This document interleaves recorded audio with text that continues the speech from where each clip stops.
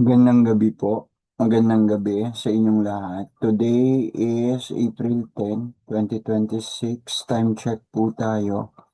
9:21 in the evening. 9:21 gabi dito sa Pilipinas. Pagbati po sa mga kaibigan ko sa iba't ibang panig ng ating bansa at sa iba't ibang panig ng mundo. Tuloy po tayo sa ating pag-aaral ng mga salita ng Diyos, Lectio Divina, at ang pag-aaralan po natin na salita ng Diyos ngayong gabi ay ang nasa ating banal na kasulatan pa rin, lalo na sa ginagamit sa mga pagdiriwang ng ating simbahang Katoliko. Muli po nagsasalita ako bilang isang Kristiyanong Katoliko. So tuloy na po tayo. Bago tayo tuluyang magsimula, katulad ng dati, tayo po muna ay manalangin. Inaanyayahan ko po kayo na samahan ako sa ating pananalangin. Sabay-sabay po tayo sa ngalan ng Ama, ng Anak at ng Espiritu Santo.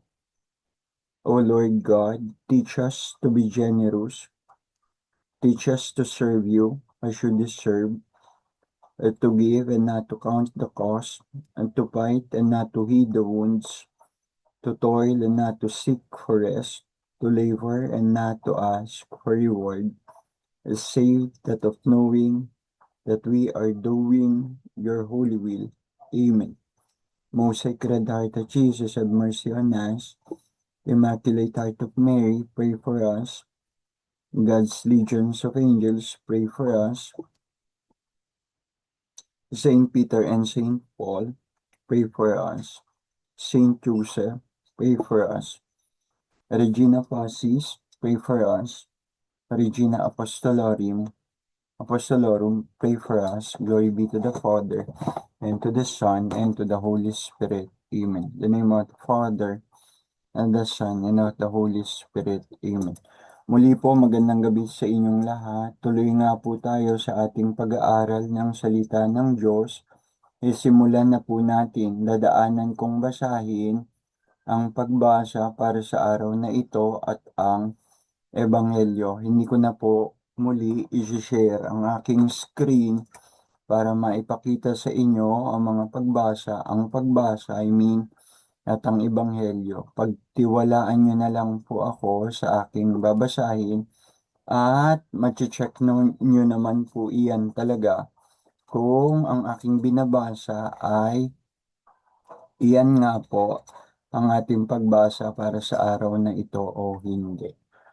So again, magandang gabi po sa inyong lahat. Simulan na po tayo. Ano ang ating una readings para sa araw na ito? Wait lang po. So our reading came from or are coming from the Acts of the Apostles, chapter 4, verse 1 to 12. While they were still talking to the people, the chief priest came out to them, accompanied by the captain of the temple and the Sadducees. They were extremely annoyed at their teaching the people the resurrection from the dead by proclaiming the resurrection of Jesus Christ. They arrested them, and as it was already late, they kept them in prison till the next day. But many of those who had listened to their message became believers. The total number of men had now risen to something like 5,000. It happened that the next day the rulers, elders, and scribes held a meeting in Jerusalem with Annas the high priest, Caiaphas, Jonathan, Alexander, and all the members of the high priestly families. They made the prisoners stand in the middle and began to interrogate them. By what power and by whose name have you men done this? Then Peter, filled with the Holy Spirit, addressed them, rulers of the people and elders. If you are questioning us today about an act of kindness to a cripple and asking us how he was healed. You must know, all of you and the whole people of Israel, that it is by the name of Jesus Christ the Nazarene, whom you crucified and God raised from the dead. By this name, and by no other, that this man stands before you cured. This is the stone which you, the builders, rejected, but which has become the cornerstone. Only in him is there salvation. For all the names in the world given to men, this is the only one by which we can be saved. The word of the Lord. Thanks be to God. Yan po yung ating readings for today, again taken from the book of Acts, Acts of the Apostles chapter 4 verse 1 to 12. Ngayon naman po, babasahin ko ang Ebanghelyo. Going to read the Gospel for today. Our Gospel for today is taken from the book of the Evangelist St. John, chapter 21, verse 1 to 40. The proclamation of the Holy Gospel of our Lord Jesus Christ according to St. John. Glory to you, O Lord. Later on, Jesus revealed himself again to the disciples. It was by the Sea of Tiberias, and it happened like this. Simon Peter, Thomas called the twin, Nathanael from Cana in Galilee, the sons of Zebedee, and two more of his disciples were together. Simon Peter said, I'm going fishing. They replied, We will come with you. They went out and got into the boat but caught nothing. But caught nothing that night. When it was already light, there stood Jesus on the shore, though the disciples did not realize that it was Jesus. Jesus called out, Haven't you caught anything, friends? And when they answered no, he said, Throw the net out to the starboard and you'll find something. So they threw the net out and could not haul in it because of the quantity of fish. The disciples whom Jesus loved said to Peter, It is the Lord. At these words, It is the Lord, Simon Peter tied his outer garment round him, for he had nothing on, and jumped into the water. The other disciples came on in the boat, towing the net with the fish. They were only about 100 yards from land. As soon as they came ashore, they saw that there was some bread there, and a charcoal fire with fish cooking on it. Jesus said, Bring some of the fish you have just caught. And Simon Peter went aboard and dragged the net ashore, full of big fish, 153 of them. And in spite of there being so many, the net was not broken. Jesus said to them, Come and have breakfast. None of the disciples was bold enough to ask, Who are you? And they knew quite well it was the Lord. Jesus then stepped forward, took the bread, and gave it to them, and the same with the fish. And this was the third time that Jesus revealed himself to the disciples at the rising from the dead. The gospel of our and salvation. Praise to you, Lord Jesus Christ. So, yun po, yung ating ebanghelyo for today. At yun din po, ganun din po, yung binasa ko sa una, ang ating readings for today. Yung readings for today ay sinasabi na wait lang po, na si Pedro kasama ang kasama ang ilang mga kasama niya, ang mga alagad, ang mga tagasunod ni Jesus.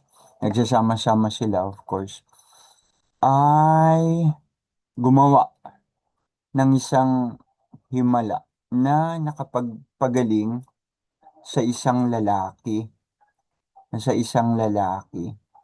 So, puntahan ko po. Isang cripple ang kanilang pinagaling. At pagkatapos, kasama sa pagpapagaling nila ang pangangaral na si Jesus ay muling nabuhay. And so, based on the readings, sila ay ipinahuli. Sila ay dinakip. Tapos, yun nga, ginawa silang prisoners. And then, the all the members of the high priestly families, which includes Annas the high priest, Caiaphas, Jonathan, Alexander, kinabukasan. Kasi nung hinuli sila, kalaliman ng gabi at sinabi, sila ay held captive, ginawang held captive hanggang sa kinabukasan. And then, sila kinabukasan, in the middle, in the middle of the people, in the middle of the crowds, they began to interrogate them, Peter with the others. Okay?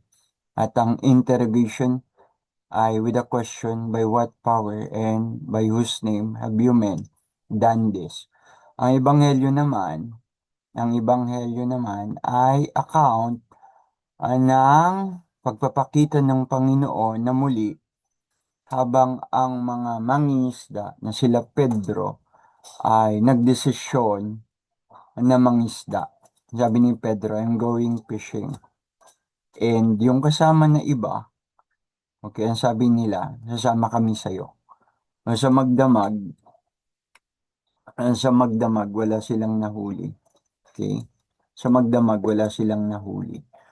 So, puntahan ko po yung notes ko para hindi magulo. Okay? So, ayun nga po, the readings tells us that Annas, yun nga, the high priest, Caiaphas, Jonathan, Alexander, and all the members of the high priestly families, they interrogated the disciples headed by Peter, and they asked Peter and the disciples, the other disciples with Peter, by what power and by whose name have you men done this? This is unusual because it was obvious that they knew the answer to the question they themselves are asking. Actually, it was said, diba, that they were extremely annoyed at the teaching of the disciples about the resurrection from the dead by proclaiming the resurrection of Jesus. And so alam na nila yung kasagutan sa tanong nila. Dahil, ano yung katanungan nila? By what power and whose name have you men done this? Nangangaral na nga sila tungkol sa Panginoong Yesus. At sila'y naiinis, annoyed.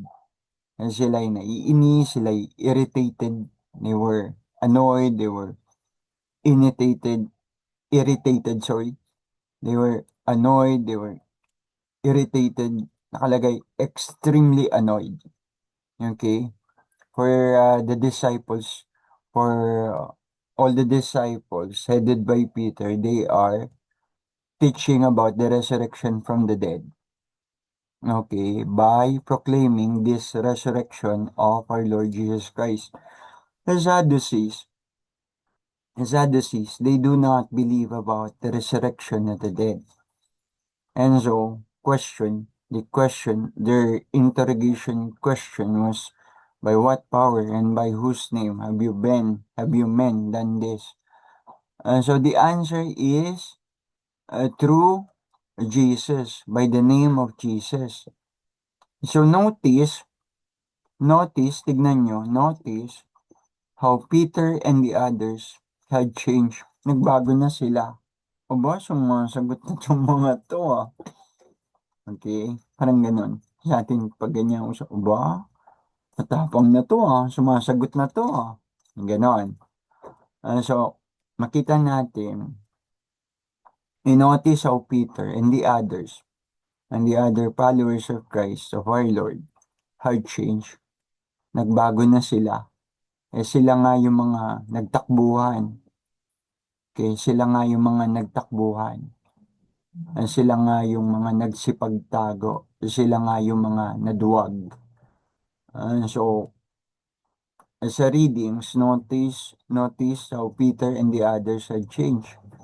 Notice the katapangan na, the boldness and courage, holy courage that replaced the fear that once led to their denial of Jesus, especially Peter.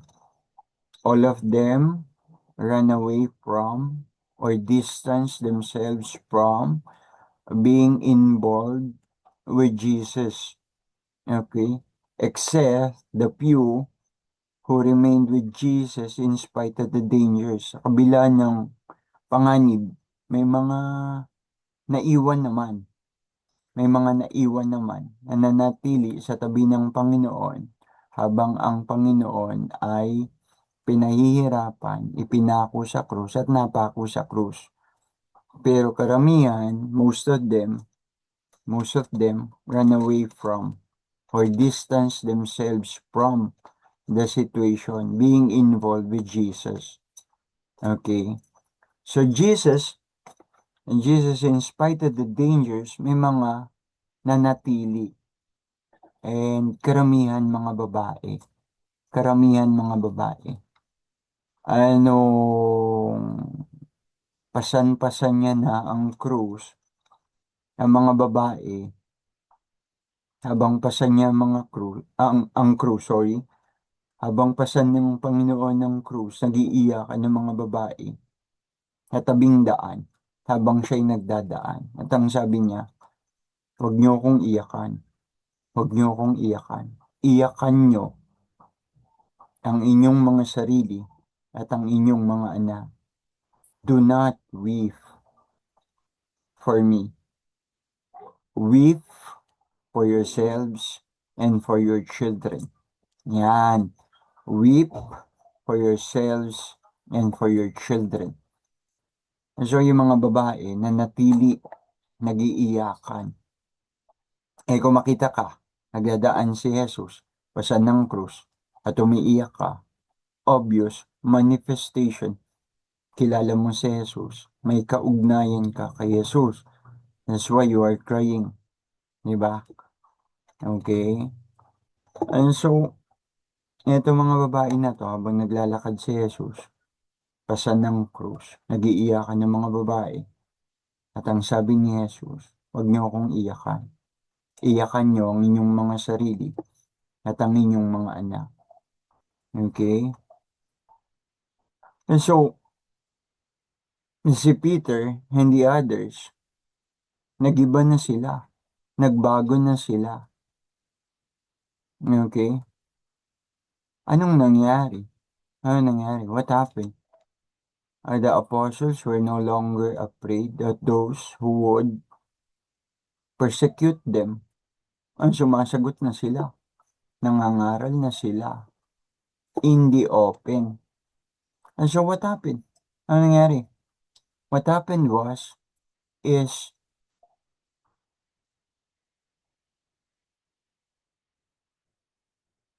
the action, the movement of the Holy Spirit. The action, the movement of the Holy Spirit. Sa kanilang pangangaral sinasabi, ang daming nagsisipaniwala, ang daming nagsisipagbinyag, ang daming nagsisipagpaniwala sa kanilang ipinangangaral na si Jesus ay muling nabuhay. Marami ang nagsisipagbinyag, ang tumatanggap sa aral ng Panginoong Jesus, nagsisipagbinyag, o nagpapabinyag. So what is that? That is the action, the movement of the Holy Spirit. It was not about magaling mangharal si Pedro o magaling mangaral ang mga disipulo. It was not about magaling kayo or magaling sila na mangaral. It was not that. It was the movement of the Holy Spirit. It was a movement. It was the action of the Holy Spirit. Kaya marami ang nako-convert. Kaya marami ang naniniwala. It was not because of eloquence ni Peter and the others sa pangangaral. But it was the action of the Holy Spirit. It was a movement of the Holy Spirit.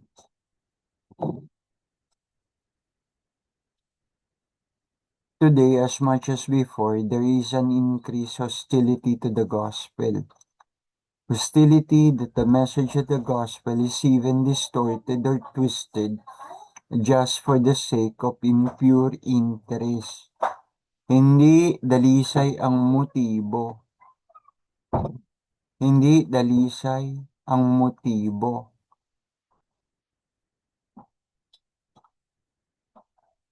And so maraming hostility to the gospel, a hostility that the message of the gospel, it is even distorted, twisted for the sake of impure interest and motives. Yung iba nga pinagkakakitaan nga ang ebanghelyo eh.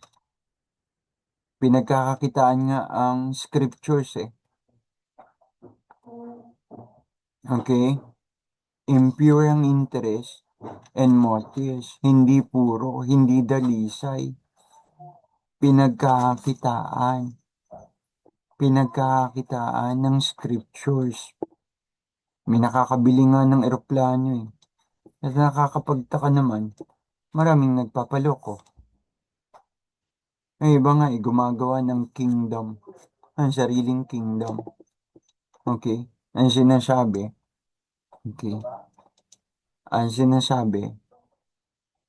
yun nga, alam niyo naman kung sino siguro yun.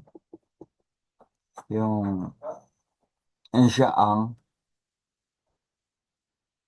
ang anak ng Diyos. Yun. Siya ang anak ng Diyos. Ang sarili ng private plane eh. Okay? Yun.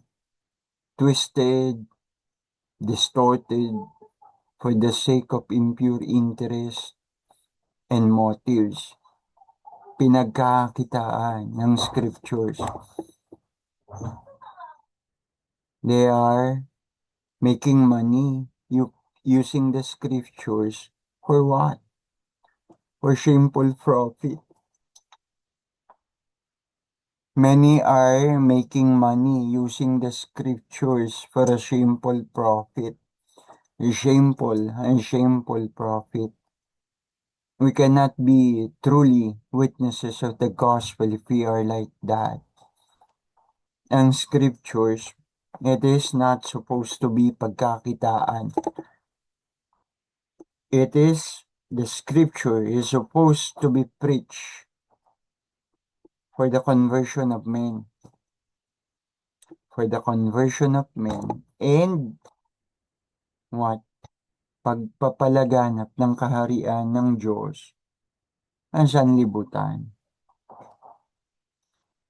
So if we are making money using the scriptures for a shameful profit, shameful profit, we cannot be truly called as witnesses of the gospel. We cannot be truly witnesses of the gospel if we are like that, making money using the scriptures for a shameful profit. The mission of Christ continues through us. Sa pamamagitan natin, nagpapatuloy ang misyon ng Panginoong Hesukristo. At tayo ay instrumento niya. At tayo ay mga kamay niya. Tayo ay mga puso niya. The mission continues through us. We will let Jesus' mission continue through us. Pananatilihin natin na ang misyon ni Jesus ay magpatuloy na tayo ang kanyang instrumento. The mission continues through us. We will let Jesus' mission continue through us. And we must understand that what is written in the scriptures, basically the old, was fulfilled and perfected in Jesus Christ, our Lord and Savior. Our Lord and Savior, Jesus Christ. Nagkaroon ng katuparan ang mga hula, ang mga propesiya sa lumang tipan. At ito'y nagkaroon ng kaganapan, perfected in Jesus Christ, our Lord and Savior. At pinaniniwalaan ba natin to? Do we believe this? Kasi kung pinaniniwalaan natin, if we do believe this, that what is written in the scriptures, basically all, was fulfilled and perfected in Jesus Christ, our Lord and Savior, then we must live the faith which we profess and believe. We must live the faith which we profess and believe. In the Gospel, St. John presents one of the many post-resurrection appearances of Jesus to the apostles. The Gospel appointed for today's celebration of the Word and of the Eucharist, the Mass, the Holy Mass, here in our octave Easter, points us to the story of the miraculous catch of fish, reminiscent of the account which St. Luke presents, Luke chapter 5 verse 1 to 11, where Jesus tells Peter he will make him a fisher of men. So ang ebanghelyo ni San Juan sa kasalukuyan ay ipinapahayag ang pagpapakita ng Panginoong Hesukristo sa mga alagad pagkatapos ng kanyang muling pagkabuhay, katulad ng iba pa.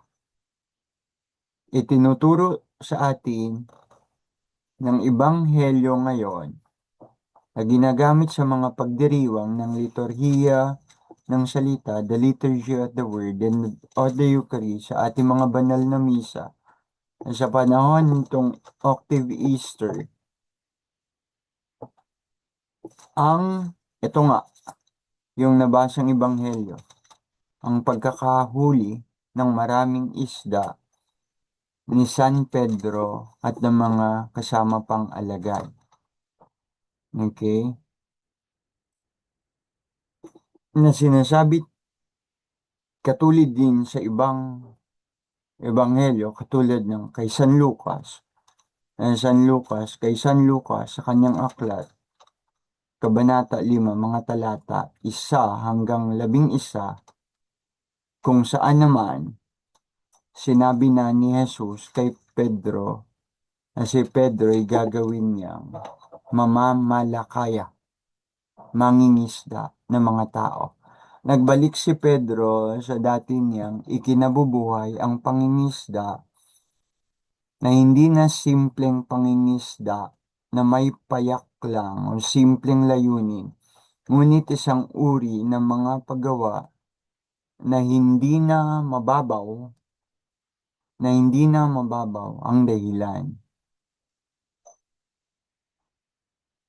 Hindi na mababaw in the sense na sa kanyang pagbabalik sa kanyang pangingisda, na ilagay niya na doon ang Diyos na kanyang nakatagpo, si Jesus. May mga gawain tayong may mga gawain tayong karaniwan, mga gawaing simple, mga gawaing payak. Pero itong mga gawaing ordinaryo, mga gawaing simple, ang mga gawaing payak ay nagkakaroon ng kabanalan, okay, ng mas malalim na kahulugan at malalim na katuturan kung inilalagay natin dyan ang katotohanan ng Diyos sa buhay natin. Kumpara sa una na nung ginagawa natin siya, ginagawa lang natin dahil maring obligasyon. Ginagawa lang natin dahil obligasyon. Okay? Sa ginagawa na niya ngayon ni Pedro at ng mga alagad, mayroon na ng diwang higit sa karaniwan o payak na ilagay na nila ang Diyos, ang nakilala nilang Jesus sa kanilang mga ginagawa, katulad ng dati nilang ginagawa na pangingisda. Ibig ko lang sabihin, kapag sasabi, ang ating mga ginagawa, gano'n man yan kapayak, gano'n man yan kasimple. Ang ating mga ginagawa, gano'n man kapayak, gano'n man kasimple, katulad ng mga pinanumpaan nating tungkulin, ay nagiging tunay na makadiyos o may Diyos o banal kung inilalagay natin sa mga ito ang katotohanan ng Diyos. Magulo ba? Magulo? Mahirap intindihin. Uli-ulitin natin, dahan-dahan. Yung ating mga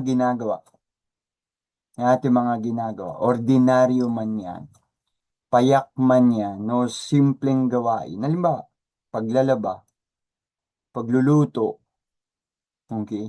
Paglilinis ng bahay, pag-teacher, pagtuturo, ah, pag-aasikaso sa mga anak, payak, simple, karaniwan.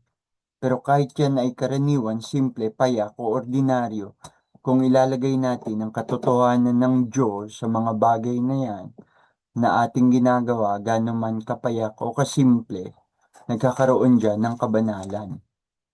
Nagiging makadiyos. Siya man ay payak, simple, o ordinaryo. Sana nakuhang mabuti. It was right there in the portion of our daily life, even in the ordinaries, that we can encounter the risen Jesus Christ. Nakakatagpo natin ng Diyos sa mga bagay nating ginagawa, gano'n man ito kasimple o kapayak. Hanggat nasa likod ng ating mga ginagawa ang Diyos, ang Panginoon. Ang Panginoon iyon. Ang Panginoon iyon sa ating mga ginagawa. Ang Panginoon iyon. Si Jesus nasa dalampasigan, nangingisda sila. At sinabi ni John kay Peter, ang Panginoon iyon. Ang Panginoon iyon. Ang Panginoon iyon ang sa ating mga ginagawa. Ang Panginoon iyon ang sa uri ng buhay na ipinamumuhay na natin ngayon. Ang Panginoon iyon sa uri ng buhay na ipinamumuhay na natin ngayon. Ayon sa kalawang aklat ng Korinto, 2 Corinthians, Kabanata 5, Talata 17. 2 Corinthians chapter 5, verse 17. Ang sabi diyan, therefore, if anyone is in Christ, he is a new creation. The old has passed away, and behold, the new has come. Ang talatang ito, ang aklat o talatang ito ng 2 Corinthians chapter 5, verse 17 ay nagbibigay daan ng pagtanggap ng tao kay Jesus at pagtalikod sa kanyang mga kasalanan ay napag-iisa siya kay Kristo at nagkakaroon siya ng isang pagbabago, nagiging bagong nilikha kung saan ang luma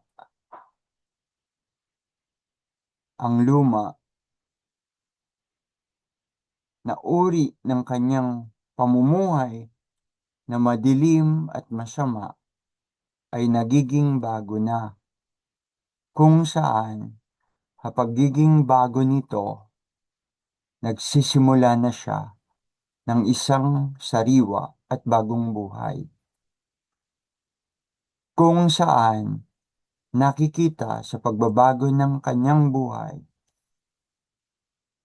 ang napanumbalik na liwanag,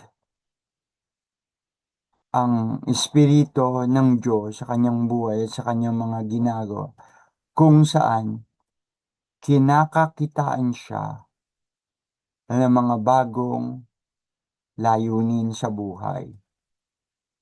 Na kahit ang mga ordinaryong niyang ginagawa ay hindi na nagiging ordinaryo dahil kasama na sa mga bagay na ito ang Diyos na kinikilala niya na nagbigay sa kanya ng bagong buhay. Hindi ito pagbabago lang ng ugali o ng attitude, kundi isang pagbabagong kita na sa kanyang pagkatao at espiritualidad. Kita na rin ang ugnayan niya sa Diyos. Kung dati hindi siya nagdarasal o hindi siya madasalin, nagdarasal na siya. Kung dati hindi siya nag-aaral o interesado magbasa ng Biblia, ngayon nag-aaral at nagbabasa na siya ng Biblia. Kung dati pabaya siya sa kanyang tungkulin, ngayon hindi na. Na ang kanyang tungkulin ginagawa niya na ngayon ng may Diyos. Iba na si Pedro sa kanyang dating siya. Pagkasabi ang Panginoon iyon, tumalon si Pedro sa tubig. Minsan may mga bagay na hindi natin alam, mga bagay na hindi tayo sigurado. We are not sure of. We do not fully comprehend what. Pero ang pananampalataya ang nagsasabi sa atin na kung minsan o madalas o palagi dapat gawin na muna natin. Gawin na muna natin. Okay? Halimbawa ako, ano ba ang aking tungkulin? Na magturo. Kung minsan nag-aalala akong gawin. Nag-aalala akong gawin. Kasi maraming persecution. Bakit mo ba yung ginagawa? Dapat mo ba yung gawin? Bakit mo ba yan ginagawa? Dapat mo ba yung gawin? Mukhang hindi ka naman karapat-dapat para gawin yan. Daming salita, ang daming puna. Bakit mo ba yan ginagawa? Dapat mo ba yang gawin? Pero simple lang. Yung ginagawa ko o yung dapat kong gawin na ginagawa ko at pinupuna ng iba is none of my business. It is none of my business. Maging negatibo man na reaksyon nila sa mga ginagawa ko, it is none of my business. Bakit ako paaapekto sa mga sinasabi nila? Basta ang alam ko, ito ang dapat kong gawin. dahil ito ay bahagi ng aking tungkulin. At kahit sabihin nila, hindi mo dapat gawin yan. Dapat mo bang gawin yan? Or, hindi ka naman karapat-dapat para gawin yan eh.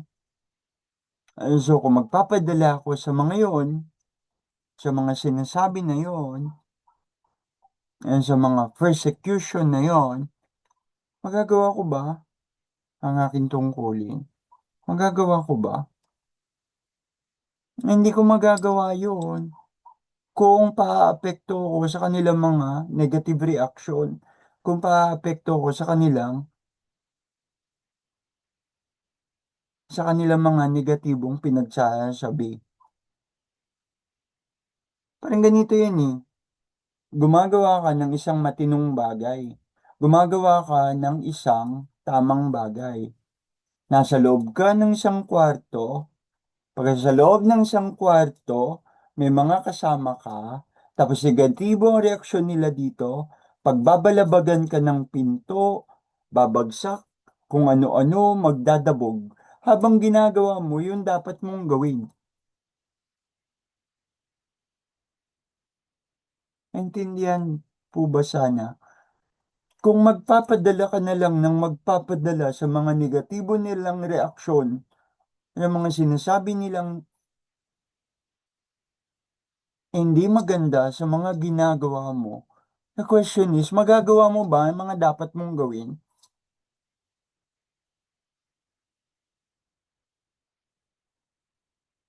Hindi mo magagawa yon kung paapekto ka sa mga ginagawa nila. So ano, ignore, bahala kayo dyan. Basta ako, alam ko, ang aking tungkulin, ginagawa ko. Ang aking tungkulin ginagawa ko. Magbalabag ka man ng pinto dyan, magdabog ka man dyan, anong pakialam ko? What do I care about?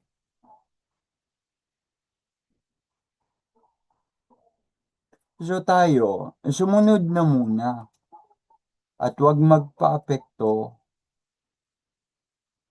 at huwag tayong magpaapekto sa mga negatibong reaksyon ng iba. It's none of our business. Magwala man sila dyan, apektado sila. Why? Maraming dahilan. Maraming dahilan. So tayo, sumunod na muna tayo. At pagkatapos nating sumunod, kung magkaroon man ng problema sa kabila ng ating pagsunod, umasa tayo na tutulungan tayo ng Diyos as long as tama yung ating ginawa at ayon sa kanyang kalooban. Iba na si Pedro sa dating siya. Pagkasabi, ang Panginoon iyon, tumalon siya sa tubig. May mga bagay na hindi natin alam, mga bagay na hindi tayo sigurado, pero ang pananampalataya ang nagsasabi sa atin, gawin na muna natin ang ating mga dapat gawin. Sumunod na muna tayo at pagkatapos, saka na natin buuin ang ating mga pakpak. Medyo malalim yon. Build your wings later. Sa English, build your wings later. Obey and build your wings later. Gawin natin ang ating tungkulin. Let us do our duty in spite of the many uncertainties, many doubts, in spite of the many persecutions, in spite of not being sure about what will happen next. Let us surrender it all of it to the Lord. Believe and trust the Lord. Sabi nga ni Father Orbos BTS. Let us surrender everything to the Lord. Let us believe, let us trust the Lord. Sumunod na muna tayo at kung maka-encounter man tayo ng problema sa ating pagsunod, sa alam natin, tama yung ating ginawa at sinunod natin ang loob ng Diyos at maraming persecution. And so on. By faith, let us build our wings later. The fathers of the church saw the image of the boat. Another paliwanag. Ang mga ama ng ating simbahan ay nakikita ang larawan ng bangka bilang siyang ang ating simbahan. Maraming nahuli ang lambat, ngunit ang lambat ay hindi nasira sa kabila ng pagkapuno nito. Maraming nahuli pero ang lambat hindi nasira. Kung ang bawat miyembro, bahagi ng katawan ng ating simbahan ay magpapatuloy sa gawain ng pagpapalaganap ng Ebanghelyo, pagtawag sa mga naliligaw at paggabay pabalik sa simbahan, hindi rin mapupunit ang lambat. Ang dagat ay ang sanlibutan ng mundo kung saan ang mundong ito marami ang nangangailangan ng mensahe ng Ebanghelyo. Ang dagat ay ang mundo, ang bangka ay ang simbahan. Tayo ay tinawag at binigyan ng tungkuling gumawa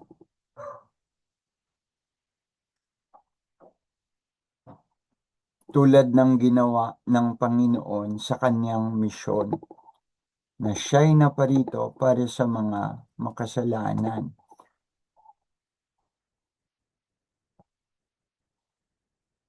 Ang bangka, ang simbahan.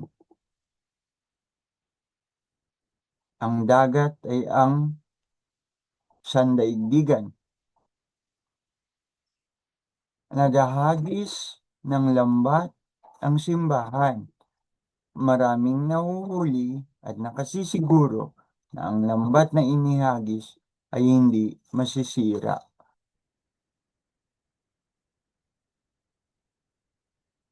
May simbahan,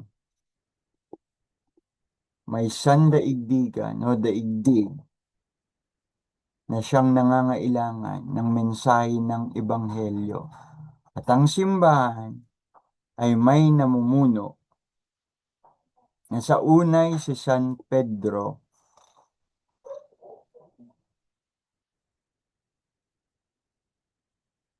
the special role of which entrusted to Peter is made present in the church in the office which Saint Peter and Christ, in the office which bears his name. Yon.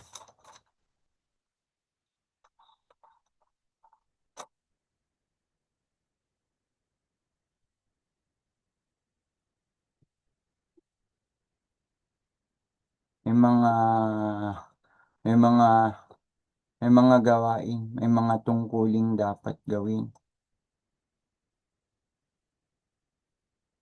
May mga pagkakataon, nakakapag-alala at nakakatakot din naman at nagbibigay hirap din naman.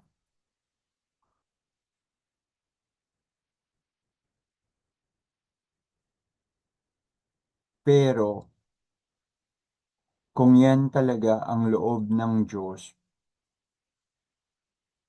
ng ating Panginoong Hesus, na ang kanyang misyon, na ang misyon ng Panginoong Hesus ay magpatuloy na tayo bilang instrumento niya, ang Panginoong Hesus ay nananatiling kasama natin with the breaking of the bread.